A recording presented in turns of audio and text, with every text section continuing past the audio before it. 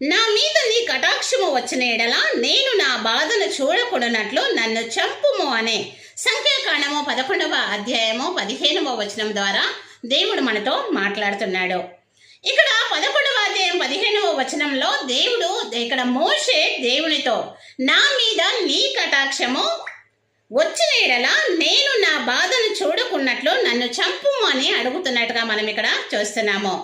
ఇక్కడ మోషే ఇశ్రాయేలీయుల యొక్క భారంను భరించలేక దేవుని దయతో తనను చంపుమని కోరుతున్నట్టుగా మనం ఇక్కడ చూస్తున్నాము.